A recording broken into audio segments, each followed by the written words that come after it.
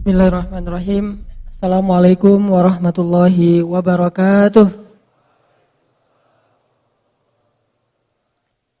Alhamdulillahi wa kafa, wassalatu wassalamu ala rasulillahil mustafa wa ala alihi wa sahbihi ahli siddiqi wal wafa. Teman-teman yang dirahmati Allah subhanahu wa ta'ala, puji syukur kepada Allah atas nikmat hari ini yang Allah berikan kepada kita mulai tadi subuh. Berbahagialah buat teman-teman yang tadi subuh bisa sholat subuh berjamaah. Kemudian sholat duha. Terus aktivitas hari ini di tempat tugasnya masing-masing, di kampus, di sekolah, di tempat kerja. Dan sore ini sampai malam Allah berikan atau Allah sempurnakan nikmat hari ini dengan insya Allah duduk di dalam majelis ilmu. Mudah-mudahan teman-teman yang istiqomah setiap pekan duduk dalam majelis ilmu akan semakin dikenal oleh para malaikat, terutama malaikat-malaikat yang khusus bertugas mencari majelis-majelis zikir di muka bumi. Saya pernah dulu nyampein hadis, Allah mengutus malaikat-malaikat yang sangat banyak, tugasnya berjalan-jalan di gang-gang, di setiap jalan, di gang, di sepanjang, di setiap negeri untuk mencari majelis-majelis ilmu. Lalu kalau malaikat ini menemukan satu majelis ilmu, maka malaikat ini akan memanggil teman-temannya. Malaikat yang lain dipanggil, berkumpul di majelis itu, kemudian mereka akan membentangkan sayapnya, lalu mendoakan orang-orang yang hadir di dalam majelis ilmu. Jadi kalau kita kadang-kadang tuh berharap banget doa dari orang tua, berharap didoain sama orang soleh, kalau duduk dalam majelis ilmu, yang ngedoain kita tuh bukan cuma orang tua, bukan cuma orang soleh, tapi malaikat. Orang tua kita doanya diijabah, padahal orang tua kita manusia yang kadang bisa ngelakuin kesalahan. Tapi Allah mengijabah, apalagi doa ayah nih. Orang soleh doanya juga diijabah, walaupun dia cuma manusia yang kadang juga ngelakuin dosa. Terus kalau orang soleh dengan orang tua yang sama-sama melakukan dosa, doanya diijabah, gimana lagi dengan malaikat yang gak pernah ngelakuin dosa. Jadi yang semangat mencari doa dari para kiai, itu sesuatu yang baik, dari para ustadz, dari orang soleh, terutama dari orang tua, ayah dan bundanya, dan mertua kalau ada. Kalau belum ya udah ayah bunda dulu, sabar ya. Kalau yang rajin minta doa kepada orang-orang yang istimewa, berarti harusnya kita lebih rajin lagi meminta doa dari malaikat. Caranya duduk di dalam majelis ilmu. Lalu Allah Subhanahu wa taala akan berdialog dengan malaikat itu. Jadi sekarang nih, kalau kita merujuk ke hadis tersebut, berarti kita coba belajar yakin ada dialog antara Allah dengan malaikat ketika ada majelis ilmu. Apa dialognya? Allah tanya kepada malaikat, wahai para malaikat, apa yang mereka lakukan di situ? Lalu malaikat menjawab dan Allah Maha tahu jawabannya. Mereka sedang berzikir, memuji, menyebut, mengagungkan Engkau ya Allah. Allah lalu bertanya, apakah mereka pernah melihat aku? Kata para malaikat, enggak pernah ya Allah. Kata Allah, gimana kalau mereka melihat aku? Kata malaikat, kalau mereka pernah melihat engkau, pasti mereka akan menghabiskan seluruh usianya untuk berzikir dan mengagungkan engkau. Terus Allah nanya lagi, apa yang mereka minta wahai para malaikat? Kata malaikat, mereka memohon surga di sisimu ya Allah, mengharapkan surga. Apakah mereka pernah melihat surga? Tidak pernah ya Allah. Bagaimana kalau mereka pernah melihat surga? Pasti mereka tidak menginginkan apapun dalam hidup kecuali surga itu. Allah nanya lagi, apa yang mereka berlindung darinya atau takutkan? Kata malaikat, mereka takut dari azab api neraka. Apakah mereka pernah melihat neraka? Tidak pernah ya Allah. Bagaimana kalau mereka pernah melihat neraka? Pasti mereka akan menghabiskan usianya dengan menangis dan berdoa agar terhindar dari azab neraka. Wahai para malaikat, saksikanlah sesungguhnya aku telah memperkenankan semua harapan dan keinginan mereka.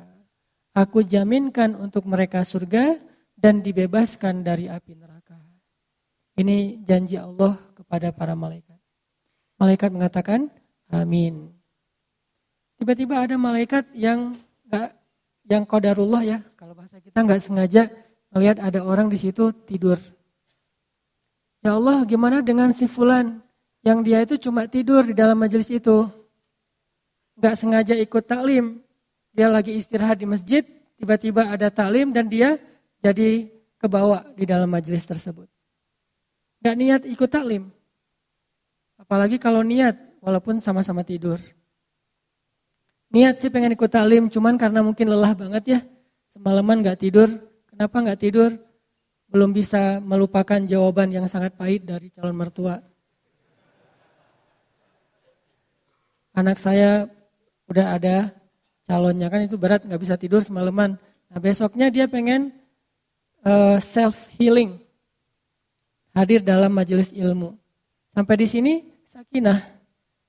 Nggak bisa dapat sakinah mawaddah warahmah, dapat sakinah di dalam majelis ilmu. Jadi benar emang yang masih berstatus gitu, yang masih berstatus sendiri, mungkin salah satu cara untuk kita menjaga ketenangan diri kita, kalau nggak bisa ngelihat wajah pasangan, minimal kita hadir dalam majelis ilmu. Tapi lebih keren lagi hadirnya berdua sih. Tetap angger ya.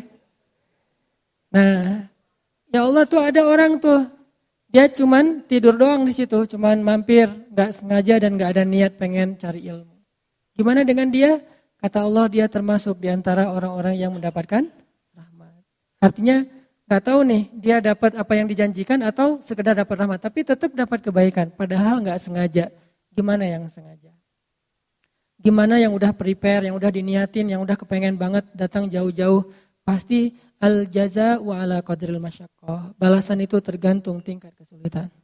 Jadi bahagialah teman-teman yang insya Allah apa yang teman-teman lakuin hari ini akan jadi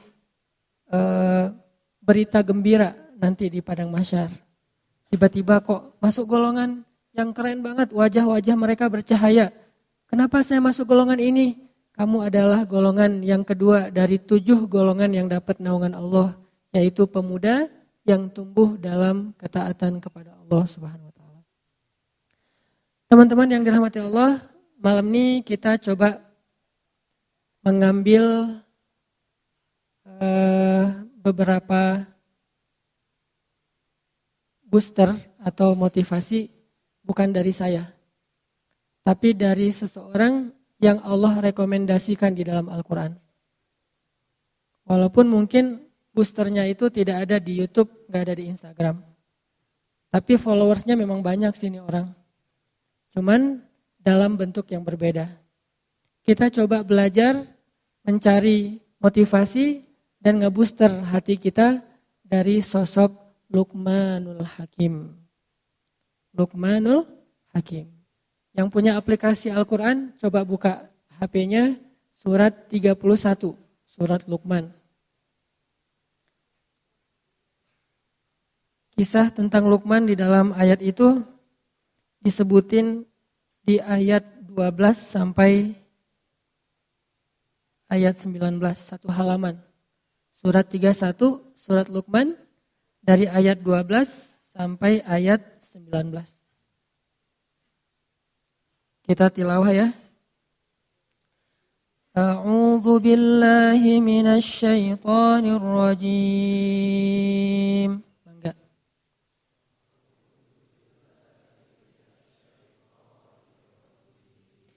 Bismillahirrahmanirrahim.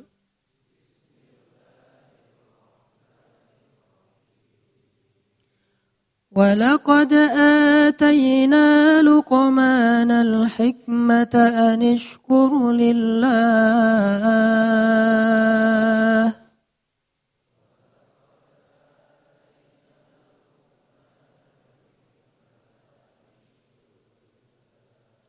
ومن يشكر فإنما يشكر لنفسه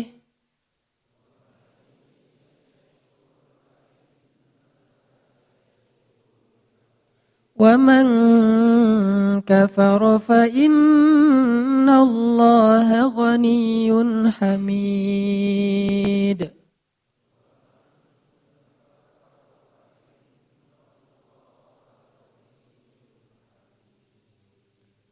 Dan sungguh telah kami berikan kepada Luqman al-hikmah supaya bersyukur kepada Allah. Dan barang siapa yang bersyukur, maka sesungguhnya dia bersyukur untuk kebaikan dirinya sendiri. Dan barang siapa yang kufur atau ingkar, maka sesungguhnya Allah maha kaya lagi maha terpuji. Sadaqallahul adzim. Teman-teman, kalau kita baca surat ini, nanti kita akan menemukan nasihat-nasihat yang sangat berharga dari Luqman. Ada di halaman yang tadi kita baca, ayat 12 sampai ayat 19. Itu semuanya isinya nasihat Luqman kepada anaknya. Siapa Luqman? Luqman ini kalau di antara umat Nabi Muhammad mirip dengan Uwais Al-Qarni. Ada ulama yang mengatakan Luqman itu hidup di zaman Nabi Daud alaihissalam. Ada yang mengatakan hidup di zaman Nabi Isa alaihissalam. Allahu a'lam. Cuman memang dia bukan nabi, tetapi dia orang soleh yang istimewa. Kan orang soleh itu ada banyak di zaman para nabi. Kayak di zaman Nabi Sulaiman, orang solehnya yang gak terkenal tapi keren siapa? Di zaman Nabi Sulaiman. Hamba Allah yang bisa membawa singgasana Balqis dari Yaman ke Palestina cuma dengan sekedip mata. Sampai jin ifrit aja butuh waktu beberapa jam kayak kecepatan pesawat. Jadi kalau kata ifrit, wahai Sulaiman, saya bisa bawa singgasana Balqis yang ada di Yaman. Yaman Palestina itu kalau naik pesawat kurang lebih, kalau nggak salah 4 jam. Saya bisa bawa singgasana Balqis dari Yaman ke Palestina sebelum engkau bangun dari tempat dudukmu.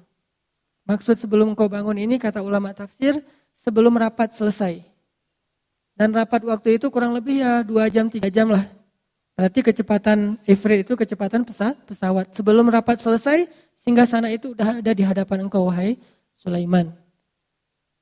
Terus tiba-tiba berdirilah seorang laki-laki yang gak dikenal. Bahkan di Al-Quran juga gak disebutin namanya. Saking gak terkenal. Jadi jangan remehkan orang yang followersnya dikit. Belum tentu yang selebgram lebih soleh dan lebih istimewa daripada yang biasa. Bisa jadi yang orang gak dikenal siapa-siapa, tapi dikenal oleh Allah dan dikenal oleh para malaikat. Kan yang paling penting Allah Subhanahu wa taala yang nge-like ya setiap postingan kita. Dan kalimat like dari Allah itu radhiyallahu an. Itu penting banget tuh. Kalau kita like-nya like manusia, kalau sahabat like-nya like pencipta manusia radhiyallahu an. Abu Bakar radhiyallahu an. Umar radhiyallahu an. Hanan Ataki? Gak ada kan? Gak mungkin juga saya ngaku-ngaku radhiyallahu an. Dan gak ada juga orang yang sepakat mengatakan Hanan itu sih radhiyallahu an juga. Gak ada kan ya? Berarti belum dapat like dari Allah Subhanahu wa taala. Paling-paling dapat like dari manusia. Nah, laki-laki yang di zaman Sulaiman juga mirip dengan Luqman. Walaupun kalau Luqman disebutin namanya. Di zaman Nabi Isa ada orang kayak gini. Di zaman Nabi Daud ada. Di zaman Nabi Musa ada. Banyak. Di zaman Nabi Musa salah satunya Khidir. Gak terkenal. Tapi dia punya kelebihan. Sampai selebgram seperti Musa aja belajar kepada Khidir. Laki-laki ini berdiri mengatakan, "Ya Sulaiman, izinkan saya membawa singgasana Balqis dari Yaman ke Palestina dalam sekedip mata aja." Sekedip mata dalam bahasa kiasan ini artinya selama jarak antara orang yang datang dari kejauhan belum jelas siapa sampai menjadi jelas. Kurang lebih sekitar 5 menit. Sekejap mata itu bukan satu kedipan mata ya. Tapi bahasa kiasan, kata ulama tafsir, kalau ada yang datang dari jauh tuh, itu siapa ya, kayak asa kenal gitu. Nah, sampai benar-benar jelas, kira-kira berapa menit kalau dia jalan kaki? Dari orangnya agak-agak asa kenal sampai kenal. Berapa? Sampai 5 menit? Tergantung jalannya ya. Kalau dia jalannya normal, ya paling lama 5 menit lah, nggak sampai lah, semenit juga udah jelas. Oh ya si fulan. Walaupun kadang-kadang ada yang dari jauh juga udah ketahuan, saking kita menandain banget ya. Wah dia datang ya ternyata, gitu ya, udah ketahuan dari wanginya. Wah ada harum tertentu nih udah khas gitu teh. Siapa yang wanginya khas di antara sahabat? Mus'ab bin Umair. Kalau Mus'ab lewat satu lorong atau satu gang, cewek-cewek Mekah langsung nyari-nyari mana Mus'ab, karena parfum yang dipakai Mus'ab itu nggak ada di Mekah. Satu-satunya yang pakai parfum itu cuma Mus'ab. Sampai Mus'ab kalau nyuci baju, orang-orang rebutan pengen nyuci baju Mus'ab biar disatuin dengan baju mereka sehingga aroma wanginya pindah ke baju mereka. Ini sahabat Nabi yang namanya Mus'ab. Selebgram zaman sahabat lah yang paling keren. Nah laki-laki ini bilang, saya bisa membawa singgasana Balqis dari Yaman ke Palestina kurang lebih 5 menit. Sehingga akhirnya Sulaiman memberi izin, tiba-tiba singgasana itu sudah ada di depan Sulaiman dengan Balqis-Balqisnya. Nah, ini artinya ada orang yang hebat tapi nggak terkenal. Lalu Allah Subhanahu Wa Taala menyebutkan kisahnya di dalam Al-Quran. Sehingga di sini ada pelajaran apa teman-teman? Ikhlas. Luqman salah satu di antara simbol keikhlasan. Dia hidup di zaman para nabi, tetapi dia tidak dikenal seperti para nabi. Uwais Al-Qarni juga kayak gitu, simbol keikhlasan. Tidak diketahui kehebatannya oleh manusia, tapi diketahui kesolehan, kehebatan, keistimewaannya oleh Allah Subhanahu Wa Taala. Lalu Allah lah yang mengilhamkan kepada Nabi Muhammad untuk memberitahu kehebatan Uwais kepada sahabat-sahabat beliau. Lalu sahabat Nabi mencari Uwais, ketahuanlah oleh orang banyak bahwa Uwais itu bukan orang biasa, orang istimewa. Jadi nggak usah khawatir kalau kita ngelakuin satu kebaikan, terus nggak ada yang lihat. Justru ketika kita mengharapkan apresiasi dari manusia, maka kita kehilangan penghargaan dari Allah Subhanahu Wa Taala. Ini harus pilih.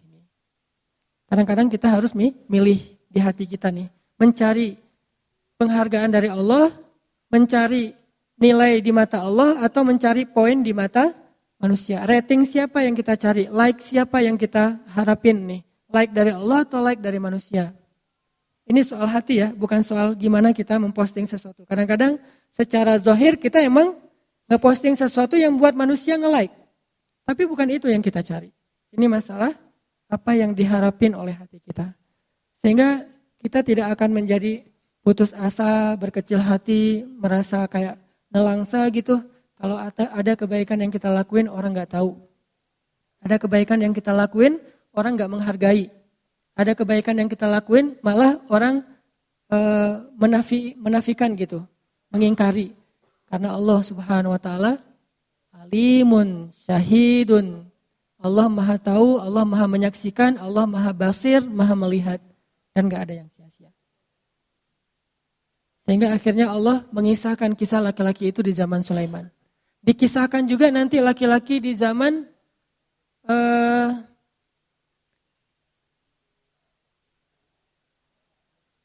Nabi Nuh alaihissalam.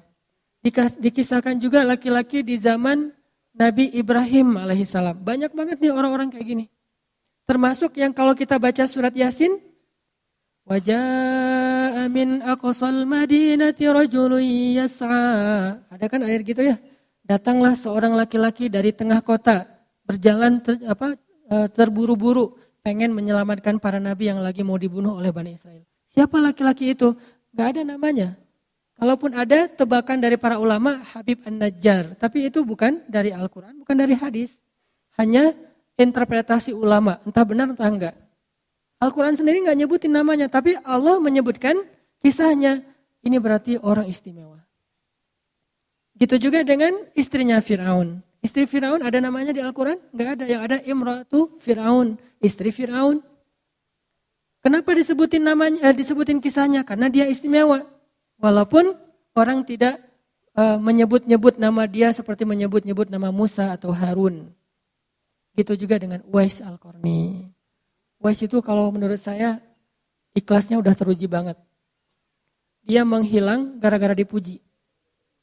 Kalau kita kan menghilang gara-gara dicela ya. Pundung kan. Coba kalau misalnya kita dalam sebuah organisasi nih. Kita udah habis-habisan, gak dihargai. Akhirnya pundung kan, left group. Saya pengen kita sekali-kali coba nih ya. Left group gara-gara dipuji. Bisa gak tuh?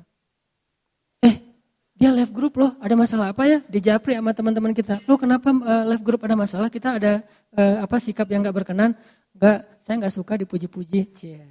Left group. Gara-gara dipuji left group. Ini Masya Allah nih karena kemarin kita karena ditraktirin atau apalah gitu-gitu. Banyak disebutin kebaikan-kebaikan yang kita baru lakuin. Kita gak nyaman, akhirnya left group. Itulah yang dilakukan Uwais Al-Qarni loh teman-teman. Kan awalnya dia gak terkenal sama sekali nih. Nabi yang nge-mention tentang dia kepada Umar. Kata Nabi, ya Umar, kalau nanti kamu punya kesempatan, carilah laki-laki dari Yaman, namanya Uwais. Dia tinggal di sebuah desa namanya Qaran, sehingga disebut Uwais Al-Qarani. Kayak kita, Hanan Al-Antapani, tinggal di Antapani kan jadi. Uwais Al-Qarani, tinggal di Qaran. Dan dia punya ciri-ciri khasnya itu di perutnya ada bekas penyakit kulit yang gak sembuh. Karena dulu seluruh tubuhnya berpenyakit, dia berdoa, ya Allah sembuhkan penyakit kulit saya, tapi sisakan sedikit di bagian perut, biar saya selalu ingat nikmat-Mu ya Allah. Allah sembuhkan persis kayak diminta oleh Uwais. Kita kan kalau berdoa jarang persis banget ya di ijabah ya, karena doa kita kurang bagus mungkin, Allah memberikan yang lebih baik. Kalau Uwais, gimana dia minta gitu Allah kasih, saking luar biasanya Uwais. Nah cari dia Uwais, kalau ketemu dia, nah ini ada sesuatu yang istimewa banget nih. Kata Rasul, mintalah doa dari Uwais, doa Uwais enggak ditolak oleh Allah. Umar disuruh minta doa kepada Uwais. Padahal seluruh ulama sepakat Umar lebih utama daripada Uwais. Enggak ada ulama yang bilang Uwais lebih utama daripada Umar. Semua sepakat Umar lebih utama daripada Uwais. Pertama generasinya sahabat, Uwais tabi'in. Sahabat lebih baik daripada tabi'in. Khairun nas, mana sih hadisnya? Sebaik-baik generasi, khairul qurun qarni, sebaik-baik zaman adalah generasi aku. Summal ladzina yalunahum, summal ladzina yalunahum. Kemudian setelahnya. Artinya sahabat lebih baik daripada tabi'in. Tapi yang lebih baik ini disuruh minta doa kepada orang yang di bawahnya, Uwais. Berarti ada yang istimewa pada Uwais yang enggak ada pada Umar. Tapi secara umum Umar lebih istimewa daripada Uwais. Kayak Musa dengan Khidir. Secara umum Musa lebih utama daripada Khidir. Tapi ada satu hal yang Khidir punya, Musa enggak punya. Kan selalu gitu ya, enggak ada manusia yang sempurna di segala bidang. Akhirnya Umar nyari Uwais, kita tahu ceritanya orang-orang meremehkan Uwais. Ngapain sih Amirul Mukminin presiden kok nyari orang kayak Uwais gitu, penjaga ternak jamaah haji dari Yaman. Oh kalian enggak tahu siapa Uwais, kalau kalian tahu kalian enggak akan ngomong kayak gitu, pasti langsung sekarang juga kalian following. Kata Umar. Akhirnya Umar nyari di daerah Arafah, di padang Arafah, ketemu laki-laki yang lagi jaga ternak-ternak jamaah haji Yaman. Ternyata itu Uwais, ketemu minta doa dari Uwais, baru orang-orang tahu ternyata Uwais itu orang yang dimention sama Nabi. Gak ada satupun tabi'in yang dimention sama Nabi dengan namanya. Ada yang dimention sama Nabi tapi tidak dengan namanya. Kayak misalnya Muhammad Al-Fatih, itu kan dimention sama Nabi ya. Nanti akan muncul satu pasukan terbaik, sebaik-baik amir-amirnya dan seterusnya lah, hadis secara umum. Tapi enggak disebut namanya Muhammad, nama belakangnya Al-Fatih enggak disebut. Cuma disebut negerinya Konstantinia atau Konstantinopel. Uwais disebut namanya, disebut ciri-cirinya, disebut nama desanya, disebut keistimewaannya. Baru orang-orang mulai tahu, mulailah berbondong-bondong datang ke Uwais. Uwais, yang tadi berangkat Uwais bawa ternak, sekarang pulang Uwais diarak. Bayangin, tadi berangkat dari Yaman ke Mekah, Uwais yang bawa ternak-ternak mereka di belakang. Sekarang pas pulang ke Yaman, Uwais diarak ramai-ramai. Uwais kayak juara gitu, champion. Untung gak pakai you are the champion gitu ya pulang. Pulang Uwais tuh sebagai tokoh luar biasa. Sampai di Yaman orang-orang udah menanti kedatangan Uwais. Karena berita tentang Uwais itu udah sampai di Yaman. Udah banyak banget orang yang nunggu-nunggu kedatangan Uwais. Pas Uwais datang, di sepanjang jalan masuk gerbang Yaman itu orang menunggu-nunggu Uwais. Seolah-olah kayak Nabi baru hijrah. Tola al-badru alaina. Wah rame aja. Uwais jadi gak nyaman diperlakukan kayak gitu. Kalau kita kan senang, Uwais keren juga nih. Di apa gitu ya. Uwais gak nyaman diperlakukan gitu. Ini istimewanya Uwais. Akhirnya dia left. Baru masuk ke rumah orang-orang udah pada ngantri. Terus udah ada panitia, entah siapa yang bikin, mungkin RT RW langsung bentuk panitia gitu kan. Daftar, ngapain? Minta doa. Yang jomblo datang ke Uwais pulang nikah. Enak juga ya di zaman Uwais ya, tinggal minta, Uwais saya mau minta doa apa, saya mau nikah ini orangnya. Jadi bukan ke dukun, bawa aja fotonya sekalian, ini orangnya.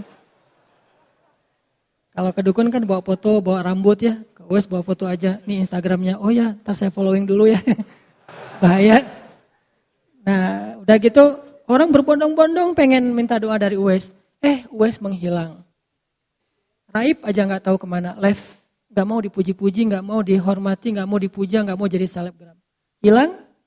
Ketemu-ketemu. Kalau gak salah di Basroh. Ada seseorang yang lagi musafir. Terus mampir di sebuah rest area. Istirahat, ngelihat seorang laki-laki lagi berzikir di sebelah sungai gitu. Pas ditanya, nama Anda siapa? Uwais. Uwais yang mana nih? Dari mana asalnya? Dari Yaman. Yaman di mana? Dari desa Koron. Oh ini Uwais Al-Qarani, rame lagi berbondong-bondong orang mampir di rest area itu. Tiba-tiba rest area 97 itu, wah rame aja. Wah semua orang pada mampir. Pokoknya kalau kamu ke Jakarta jangan lupa mampir di situ ya gitu modelnya. Semua mampir di tempat Uwais tinggal. Raib lagi. Gak mau banget sama sekali dipuja sama manusia. Raib, hilang, ketemu-ketemu. Dalam satu peperangan kaum muslimin, di zaman Umar bin Khattab, ketemu Uwais di antara para syuhada. Sudah meninggal dunia, habis berjihad, syahid di jalan Allah Subhanahu Wa Taala. Coba, ini orang yang luar biasa, gak terkenal, gak ada yang tahu, tapi Allah Maha tahu dan memberitahu kepada kekasihnya Rasulullah Sallallahu. Gitu juga Luqman, kurang lebih seperti itu. Cuman di zaman yang berbeda. Menurut saya selalu ada orang kayak gitu di setiap zaman. Cuman kalau dulu di-mention di Al-Quran, kalau sekarang kita harus cari sendiri. Jangan selalu berpikir bahwa orang yang kita anggap biasa-biasa aja, itu orang yang memang benar-benar biasa. Enggak, belum tentu. Kadang kita ngeremehin orang tua kita, kadang kita ngeremehin pasangan kita, padahal mungkin dia lebih dicintai Allah daripada orang-orang yang selama ini kita puja-puja. Kayak ada orang yang baru hijrah misalnya. Dia muja ustadznya banget. Sampai ketika orang tuanya ngasih nasihat, dia gak mau dengar. Ayah tahu apa, mak tahu apa gitu. Belum tentu orang tua kita yang gak tahu banyak tentang agama, berarti dia bukan siapa-siapa di mata Allah. Mungkin kelebihan dia bukan ilmu agama. Kelebihan dia bukan ceramah, kelebihan dia bukan dakwah. Tapi kelebihan dia adalah sabar dan tulus banget mendidik, membesarkan, mengandung, menyusui kita sejak kita kecil. Dan itu sesuatu yang istimewa. Berarti kita punya Uwais di rumah kita masing-masing. Kita punya Uwais, atau dalam bahasa lain punya Luqman, punya laki-laki di zaman Sulaiman itu di rumah kita masing-masing. Atau di kampung kita juga ada mungkin ustadz atau kiai ajengan yang mungkin gak terkenal. Dia cuma ngajar-ngaji anak-anak di kampung. Saya kenal beberapa orang di situ kayak gitu di daerah Cianjur Pedalaman. Beliau yang menanggung biaya listrik musola yang beliau ngajar. Anak-anak itu belajar ke beliau gratis, terus biaya listrik setiap bulan beliau yang tanggung, dari hasil panen beliau yang memang pas-pasan gak terlalu banyak. Ini orang luar biasa, gak ada yang kenal sama beliau. Tapi alhamdulillah Allah beri kesempatan saya kenal beliau, saya tahu oh ini Uwais di zaman ini nih, salah satunya nih. Orang-orang kayak gini, kalau kita ketemu, jangan sia-siakan kesempatan, langsung minta doa. Kayak tadi, pengen ketemu Uwais karena statusnya masih sendiri, ada Uwais di zaman kita. Siapa? Ayah kita mungkin? Siapa? Seorang kiai yang tidak terkenal, kiai biasa aja, tetapi justru karena dia biasa aja, Allah lebih mencintai dia mungkin. Karena keikhlasan dan kerendahan hatinya. Luqman kurang lebih seperti itu. Sehingga Allah Subhanahu Wa Taala mengangkat derajat Luqman. Kan Allah itu eh, tu'izzu man tasya wa tudhillu man tasya.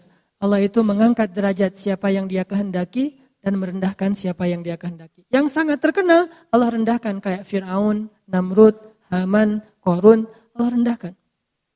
Yang enggak terkenal Allah tinggikan seperti Luqman salah satunya.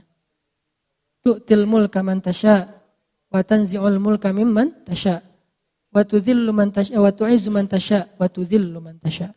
Allah kasih kekuasaan kepada siapa yang Allah kehendaki, Allah cabut kekuasaan dari siapa yang Allah kehendaki. Allah berikan kemuliaan kepada siapa yang Allah kehendaki, Allah hinakan siapa yang Allah kehendaki. Terserah Allah.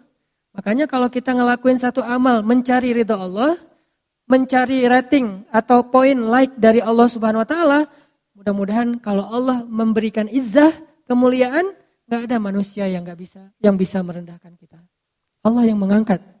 Kan banyak banget orang-orang yang di zaman kita lihat kayak selebriti-selebriti yang dulunya bukan siapa-siapa tiba-tiba jadi terkenal gitu, yang dulunya ngamen di jalan tiba-tiba masuk TV, masuk dapur rekaman, jadi punya banyak album, terkenal kemana-mana, dipuji-puji.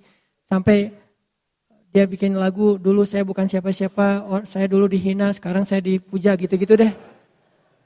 Banyak kan kisah yang kayak gitu kan ya. Kayak misalnya di komik itu, Dodit, yang orang nganggap siapa sih orang kayak gini, kayak apa misalnya autis apa, ternyata orang kayak gitu yang kayak lempeng gitu. Kayak sadis ya, bikin orang ketawa tapi dia gak ketawa, kan sadis tuh. Ternyata malah diangkat misalnya sisi popularitasnya, Allahu a'lam tentang sisi keistimewaannya, yang jelas popularitasnya diangkat. Allah punya banyak cara. Sehingga kita gak perlu iri, dengki dalam urusan-urusan kayak ginilah. Kalau mau, kan kita tuh kenapa sih kita memamerkan amal soleh kita atau kebaikan kita? Biar dipuji orang. Padahal ketika kita memamerkan, orang malah gak memuji. Ketika kita riak, kita sombong, orang malah gak menghargai kita. Kalau kita pengen dihargai, mendingan kita mencari perhatian Allah, capernya ke Allah gitu. Karena kalau Allah udah berkenan kepada kita, akan Allah angkat. Dan kalau Allah angkat, gak ada yang bisa merendahkan. Itu kan yang dikatakan Nabi kepada Ibnu Abbas. Ketika Nabi lagi boncengan sama Ibnu Abbas, mungkin lagi kemana gitu, lagi ke pasar berdua sama Ibnu Abbas boncengan. Ibnu Abbas di belakang. Nabi bilang, ya gulam, anakku, ihfazillah yahfazka. Yang perlu kamu jaga itu Allah, bukan manusia. Jadi jaga perasaan Allah. Kalau kita menjaga perasaan manusia, karena Allah. Kayak misalnya jaga perasaan orang tua, karena Allah yang nyuruh. Jaga perasaan guru, karena Allah yang nyuruh. Jaga perasaan teman, karena Allah yang nyuruh. Jaga perasaan mantan, karena Allah yang nyuruh. Jangan sampai kita merusak hubungan mantan kita yang udah halal tentang cerita-cerita masa lalu. Kita mention foto-foto masa lalu, gak boleh. Malah mantan itu kalau boleh berdusta, dia memang boleh berdusta. Kan salah satu dusta di antara 3 dusta yang dibolehin kan, dusta tentang mantan kan ya. Gitu kan hadisnya. 3 tempat boleh berdusta. 1 dusta dalam peperangan. Perang mah gak boleh jujur-jujur amat. Taktik kami gini loh, strategi kami gini. Nggak kasih tahu ke Israel, gak boleh. Karena jelas-jelas ini peperangan antara penjajahan Israel dengan bangsa Palestina misalnya. Kayak kita dulu ke Belanda, gak boleh. Kedua, dusta untuk mendamaikan 2 orang yang pengen bunuh-bunuhan. Wah, dia ngomongin saya jelek-jelek. Enggak, saya tahu dia banget, dia enggak ngomongin tentang kamu jelek-jelek. Justru tentang yang baik-baik dia omongin. Masa sih? Iya benar, saya jadi saksinya. Padahal enggak. Boleh berdusta kayak gitu. Jangan jadi justru kita sebagai provokator. Ada 2 orang nih, rame di grup. Akhirnya kita japri, sebetulnya maksud dia enggak kayak gitu. Walaupun kita tahu gitu banget sih maksudnya. Kita berdusta. Soalnya pas aku ketemu sama dia sebetulnya muji-muji kamu loh. Dia nyebutin kebaikan-kebaikan kamu. Padahal gak pernah kayak gitu. Ini dusta. Demi mendamaikan. Selama tidak berlebihan. Yang ketiga, dusta tentang masa lalu. Dengan niat bukan pengen balikan lagi. Niatnya pengen ngelupain dan taubat. Gak boleh cerita. Itu tahu gak mantan gue ada berapa? Ngomong ke pasangan. Wah bahaya itu. Langsung talak 3 ya. Ini tadi kenapa jadi bab ini ya? Tadi ngomongin siapa tadi teh? Luqman? Aduh, Uwais. Ya gitu deh pokoknya. Jadi intinya adalah, oh iya benar, ngomongin cari perhatian. Ibnu Abbas ya. Yang perlu kita jaga perasaan Allah, bukan perasaan makhluk. Kecuali perasaan makhluk ini memang Allah yang nyuruh. Kita jaga tuh perasaannya. Ihfazillah yahfazka. Kalau kita jaga perasaan Allah, kita nggak pernah ngecewain Allah. Allah nggak bakalan ngecewain kita, nggak mungkin. Jadi kalau kita sering kecewa, ini karena kita sering ngecewain Allah juga nih. Aku tergantung prasangka hambaku kepadaku. Jadi jangan ngecewain Allah, ya Allah saya tidak akan mengecewakan engkau. Allah nggak akan mungkin ngecewain kita. Mustahil. Manusia aja ada yang kayak gitu, nggak mau ngecewain kita karena kita nggak pernah ngecewain dia. Dia jaga banget tuh nama baik kita atau amanah kita. Kepercayaan kita dia jaga banget. Apalagi Allah, jaga Allah, Allah jaga kamu. Jaga Allah, Allah menyertaimu kemanapun kamu pergi. Kalau ada manusia pengen menjatuhkan kamu, kamu gak akan jatuh kecuali dengan izin Allah. Ada manusia yang pengen mengangkat kamu, kamu tidak akan menjadi terangkat, menjadi lebih mulia kecuali dengan seizin Allah. Jadi kalau kita kadang-kadang ada cemburu dan itu apa ya? Manusiawi, sifat dasar kita, cemburu ngelihat ada orang lain yang mungkin kayak lebih diapresiasi dari kita. Nah caranya jangan menghalangi dia, jangan ngejelek-jelekin dia, malah makin jelek kitanya. Jangan juga memamerkan kebaikan kita. Caranya gimana? Ya udah, caper aja ke Allah yang maha meninggikan derajat hamba-hambanya. Lakuin lagi kebaikan yang banyak. Gak apa-apa manusia gak tahu, makin manusia gak tahu, makin Allah senang tuh. Akhirnya Allah angkat dan itulah yang terjadi kepada Luqman, itu yang terjadi kepada Uwais, itu yang terjadi kepada hamba-hamba yang tidak dikenal namanya. Jadi pelajaran pertama dari Luqman, belajar ikhlas. Orang ikhlas itu gak akan rugi. Kalau kita berpikir, oh gara-gara saya ikhlas gak ada yang tahu, saya jadi kayak gini nih, enggak. Karena Allah maha tahu. Kecuali kita berdagangnya bukan dengan Allah, transaksinya dengan manusia. Tapi bukan berarti ketika seseorang mensyiarkan satu kebaikan itu dia nggak ikhlas ya. Ini bukan untuk menjudge orang lain. Lagi-lagi taklim saya selalu ada catatan kita belajar untuk memperbaiki diri. Bukan belajar untuk memperbaiki orang lain. Sehingga ketika kita mendapatkan satu ilmu, jangan pakai untuk jadi kaca pembesar. Pakai untuk jadi cermin. Jangan pernah mengambil ilmu dari satu taklim untuk jadi kaca pembesar. Melihat kekurangan orang lain. Tapi jadikan itu cermin untuk melihat kekurangan diri kita. Kalau ada orang lain yang mentampakkan satu amal solih, kita husnuzon. Oh berarti niat dia pengen syiar. Sehingga dengan syiar ada yang niru, akhirnya dia dapat pahala dari orang yang meniru. Kan gitu kan ya. Tapi kalau kita, tinggal kita yang paling tahu isi hati kita. Kalau riya, kita istighfar. Kalau syiar, kita lanjutkan. Kita hanya perlu mengintrospeksi diri. Ini riya apa syiar ya? Ini karena Allah atau karena manusia? Kita lebih tahu. Tapi kalau orang lain, iltamis li akhika alfa uzrin. Carilah untuk saudaramu 1000 alasan yang baik. Oh mungkin. Kayak misalnya terakhir dalam 2 tahun terakhir. Walaupun bukan cuma satu orang. Ini salah satunya nih Muzammil mensyiarkan tilawah Al-Quran diposting di Instagram. Tilawah Al-Quran itu santai. Bisa tilawah sambil main, sambil ngapain, sambil termasuk lagi sholat gitu ya, dengan pakaian yang biasa aja, terus anak ITB. Syiar nih, akhirnya alhamdulillah banyak juga anak-anak SMA lagi istirahat di sekolahnya, baca Quran, posting juga.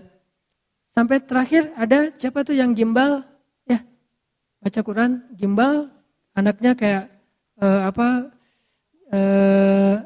reggae banget lah, anak reggae tapi tilawahnya keren gitu kan ya. Ini berkembang terus nih trennya. Berarti kalau niat Muzammil dulu adalah syiar, man sanna sunnatan hasanah, siapa yang mencontohkan suatu contoh yang baik, maka dia dapat pahala dari orang yang mencontohinya tanpa mengurangi pahala mereka. Sebaliknya juga, dulu mungkin kita ngelakuin satu keburukan ditiru oleh orang lain. Berarti kita juga mendapatkan dosa dari orang yang meniru tanpa mengurangi dosa mereka. Na'udzubillahi min dzalik. Jadi enggak menjudge orang lain. Cuman untuk diri kita harus hati-hati. Kadang-kadang awalnya sih syiar. Tapi lama-lama syiar plus riya. Kayak mau ngaji. Ngaji pas ngaji di rumah biasa-biasa aja. Pas ngaji di halte dibagus-bagusin. Kenapa? Biar jadi syiar kan. Mudah-mudahan gara-gara saya ngaji di halte keluarin Quran. Padahal enggak pakai Quran juga, pakai HP juga bisa kan. Tapi kalau HP kan nggak ketahuan lagi ngaji, bisa aja lagi chat gitu. Sengaja dia HP ada sih aplikasi mushaf tapi dia keluarin Quran, ngaji gitu. Niat awalnya syiar, biar ditiru sama yang lain. Ternyata orang-orang pada ngelihat ke arah dia, dibagus-bagusin bacaannya. Alhamdulillah nih, pas udah ditiru, rame orang yang kayak gitu. Halte-halte mulai banyak yang ngaji, dia ngomong dalam hatinya, ini gua yang pertama ngelakuin. Tuh kan? Ini nih, ujiannya sih di situ. Bukan gara-gara itu kita jadi nggak bersyiar. Itu godaan setan juga tuh. Lo nggak usah beramal soleh daripada riya. Itu setan gitu juga tuh. Lo mending kalau ngaji biasa-biasa aja deh daripada ntar dibilang suaranya bagus. Oh iya ya udah. Bismillahirrahmanirrahim. Alhamdulillahirabbil alamin. Ustaz, kenapa ngajinya gitu? Takut riya.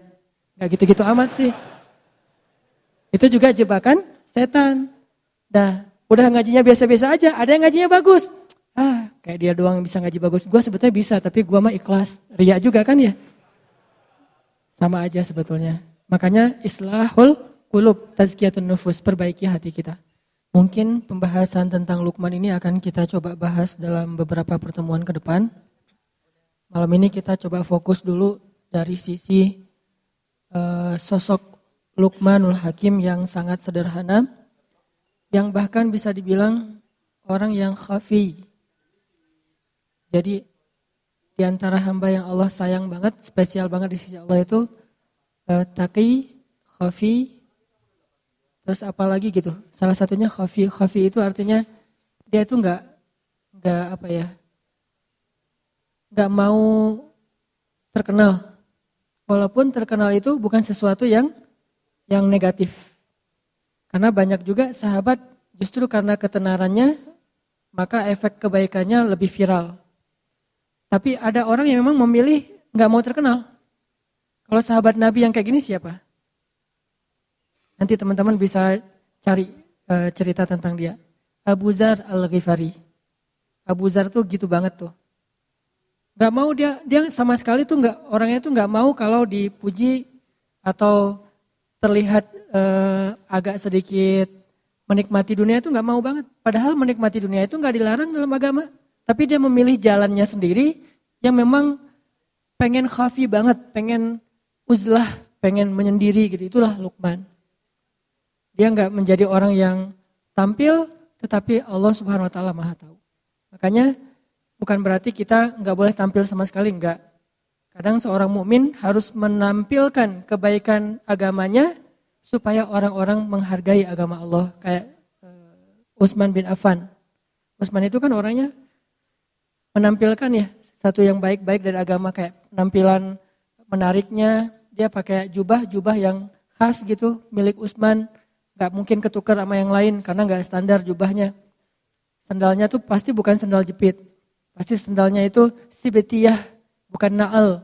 Kalau naal semua sahabat pakai naal, tapi kalau yang sibetiyah cuma beberapa orang yang pakai sandal dengan merek sibetiyah. Nah itu salah satunya Utsman.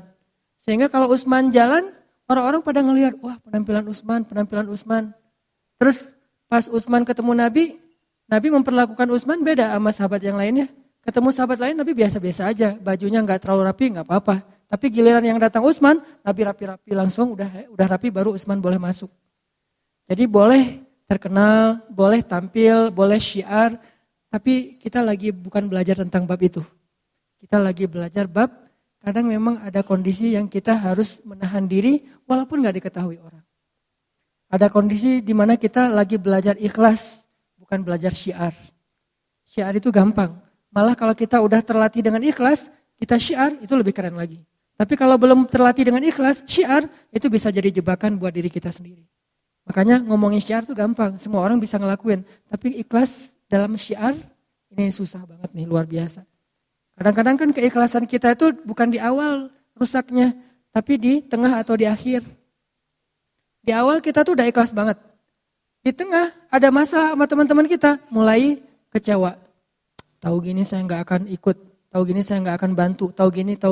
Kan mulai terganggu nih keikhlasan kita di tengah. Atau kadang-kadang nggak di tengah, di akhir. Pas udah beres, udah selesai semuanya, udah sukses acaranya, ternyata ada teman-teman yang mungkin qadarullah dengan takdir Allah dia muncul di media. Mungkin dia dipuji-puji sama teman-teman yang lain. Tiba-tiba dia dapat jabatan di dijadikan sebagai calon ketua organisasi. Dan kita yang habis-habisan gak ada yang menghargai. Di situ mulai jadi godaan buat kita riya. Kalian tahu gak acara ini siapa di baliknya? Mulai kepancing. Atau ada yang ngecewain kita nih. Kita udah ngelakuin satu kebaikan, ikhlas banget nih awalnya. Saya bantu dia karena Allah di awal. Di tengah gak apa-apa. Ternyata yang kita bantu itu gak selesai urusannya. Kita tambahin bantuannya, gak apa-apa karena Allah. Di tengah masih ikhlas. Di akhir masih ikhlas. Alhamdulillah dia udah sukses sekarang. Kita ikhlas. Gak mau nyebut-nyebut kepada siapapun. Tapi setelah beberapa tahun, kita suatu saat butuh dia. Pas kita butuh dia gak mau bantu kita. Padahal dia bisa membantu kita waktu itu. Mulailah keikhlasan kita terganggu. Mulai kepancing nih. Kayaknya dia lupa ya. Siapa dulu yang membantu dia awal-awal ketika baru merantau. Ketika dia masih kuliah. Semuanya saya biayai keluar satu-satu. Semua yang disebutin itu gugur pahalanya di sisi Allah. Jadi keikhlasannya gak keganggu di awal, gak di tengah, gak di akhir. Tapi sometime, suatu saat nanti entah kapan-kapan gitu. Bisa aja setelah bertahun-tahun baru keganggu keikhlasannya. Habislah pahala yang selama ini udah kecatat di tabungan amal kita hilang lagi tiba-tiba. Dihack sama riya. Ini yang terjadi. Luqmanul Hakim istimewanya di bab itu teman-teman. Dia gak istimewa di bagian ilmu yang banyak, enggak. Dia gak istimewa dari fisiknya yang kuat. Malah dia orangnya pendek, kulit hitam dari Ethiopia. Kampungnya Bilal bin Rabah. Ada Bilal, ada Wahsy, ada Luqman, ada An-Najasyi, itu orang-orang Ethiopia. Orang hitam, pendek, budak pula yang diperjualbelikan. Dan ketika dia jadi budak, bukan budak kan, budak itu punya banyak kerjaan nih. Ada budak yang memang dibeli untuk jadi tentara bayaran, berarti badannya bagus, tangguh nih.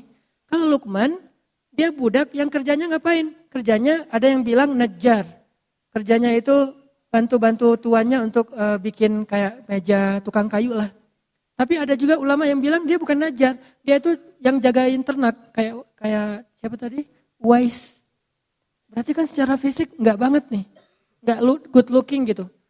Tetapi karena dia punya keikhlasan, itulah keistimewaannya. Jadi benar hadis Nabi, sesungguhnya Allah tidak melihat kepada fisik kalian. Allah tidak melihat kepada harta kalian. Allah tidak melihat kepada status atau pekerjaan kalian. Allah melihat kepada hati kalian. Kalau kita pengen jadi hamba yang istimewa, milikilah hati yang istimewa. Tidak masalah punya fisik yang istimewa, kita latih, kita rawat. Punya harta yang istimewa, berlimpah. Punya pekerjaan dan status sosial yang istimewa, kerjaannya keren, menghasilkan uang yang banyak. Gak apa-apa, tapi itu semuanya jadi tidak bernilai kalau hatinya gak istimewa. Sebaliknya, fisiknya biasa-biasa aja, hartanya malah kurang, apalagi malah bukan pas-pasan, malah kurang. Terus status sosialnya cuma budak, kalau hatinya istimewa, Allah angkat tuh. Jadi yang kita coba pelajari, gimana punya hati yang istimewa. Hati yang istimewa itu kalau beramal ikhlas. Kalau ke manusia itu pemaaf. Kalau ke manusia itu rahmah, kasihan, gampang kasihan sama orang lain. Duh kasihan ya. Kalau orang sering kayak gitu tuh, hatinya mulai istimewa. Jangan bilang, lu kok lemah banget sih, gampang kasihan, gampang maafin, jadi orang gak punya prinsip. Enggak, dia orang yang istimewa justru. Yang susah maafin itu yang sebetulnya yang gak istimewa. Kalau dibilang, lo gampangan banget sih jadi orang, lo kok lemah banget sih jadi orang, mau aja digitu-gituin sama teman lo. Enggak, justru dia itu istimewa, punya hati yang spesial. Gampang kasihan sama orang lain, gampang gak tegaan, pengen ngasih ke orang lain itu lebih dari haknya. Wafa, milikilah hati yang istimewa. Toh di zaman Nabi juga ada sahabat yang kayak gitu banget tuh. Yang saya sering mention tentang beliau. Sahabat yang ibadahnya biasa-biasa aja. Cuman standar lah salat wajib, gak ada yang sunnah yang istimewa.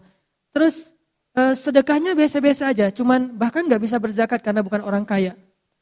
Jihad biasa-biasa aja, bukan mujahid yang keren kayak Khalid bin Walid.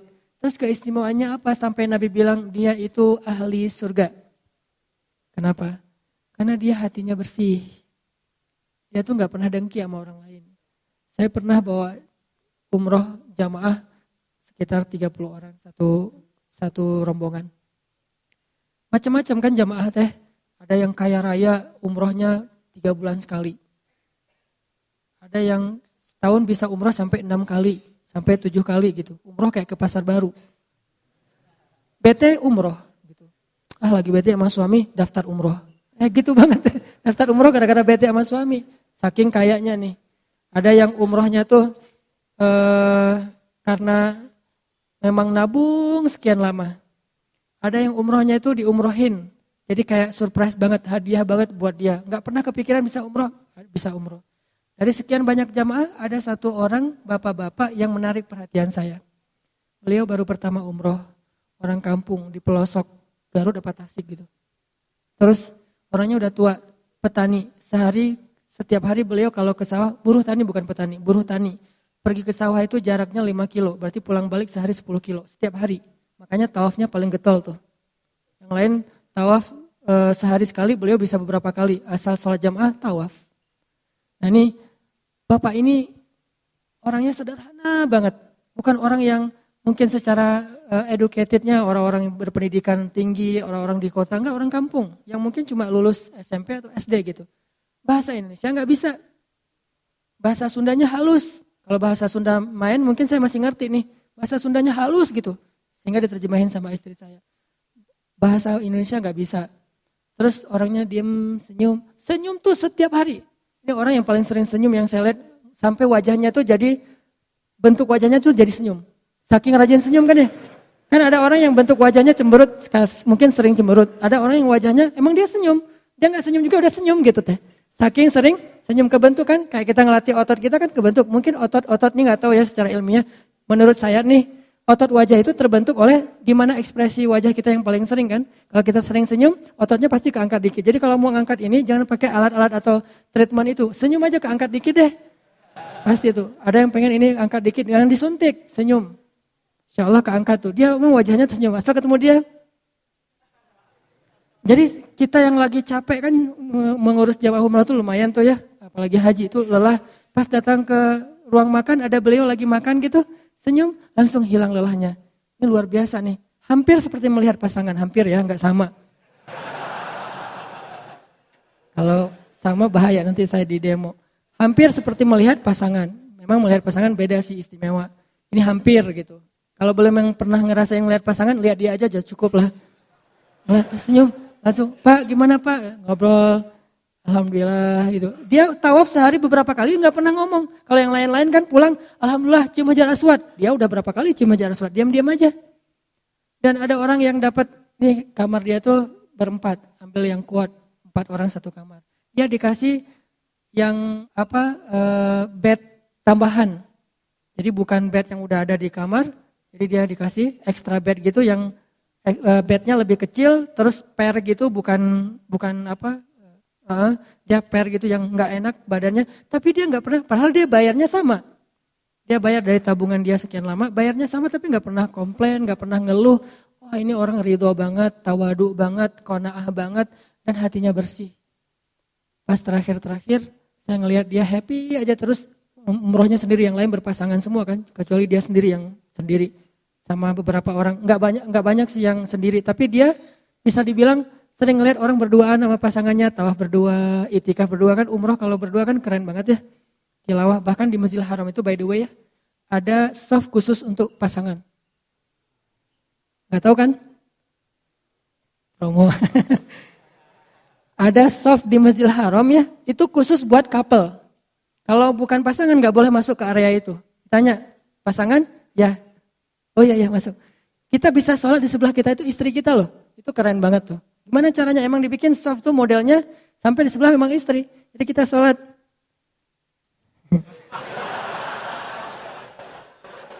Enggak. Enggak boleh gitu ya. Tapi kadang-kadang gitu juga sih. Ada yang kayak gitu. Dia mah umroh sendiri, tawaf sendiri, makan sendiri, ke kamar. Kadang-kadang karena emang dia orang kampung banget, kan satu kamar tuh dikasih kunci cuma 2. Kunci kamar. Dia enggak bawa kunci. Sering dia pulang ke kamar, temannya baru pergi. Datang-datang tah jam berapa, dia nungguin aja sendiri. Gak pernah marah sama temannya. Pas datang, Pak udah lama. Lumayan kata dia. Gitu senyum. Datang-datang tidur, berarti lelah banget tuh nungguin sampai masuk ke dalam kamar langsung tidur. Luar biasa nih orang. Pas udah selesai umroh saya tanya ke dia, Pak apa sih rahasianya kok bisa nyaman kayak Bapak nih. Kayaknya anteng gak ada masalah dalam hidup. Ya terima aja apa yang Allah kasih. Gitu doang. Ridho, ini hal yang paling berharga yang saya belajar dari dia. Ridho, apapun yang Allah kasih, yang terjadi dalam hidup kita hari ini itu pemberian Allah, terima aja lah. Kalau kita terima pasti bahagia. Karena kalau kita nggak terima dikasih sebanyak apapun nggak bahagia. Sesederhana itu. Ini yang panjang omongan saya nih, dia cuma segitu doang. Terima aja apa yang Allah kasih. Segitu. Saya panjangin jadi ridho lah apalah, jadi teori lah ya. Saya yang menteorikan itu nggak bisa kayak gitu. Beliau sederhana tapi bisa. Nah, ada orang yang istimewanya bukan fisik, bukan harta, bukan status sosial, istimewanya hati. Itulah Luqmanul Hakim. Mudah-mudahan kita diberikan hati seperti itu, sehingga Allah Subhanahu wa Ta'ala mencintai kita karena melihat hati kita yang insya Allah tidak pernah dengki kepada orang lain. Gak pernah dengki kepada teman kita yang duluan ke pelaminan, biasa aja. Ini ada surat undangan, dia mau nikah, alhamdulillah. Gitu ya. Lama-lama, diam-diam aja sih, tiba-tiba terjun dari jembatan. Gak ridho aja dengan kondisi yang orang lain dapat nikmat, dia yang paling bersyukur. Orang lain dapat musibah, dia yang sedih duluan. Ini orang luar biasa, hatinya bersih. Luqmanul Hakim.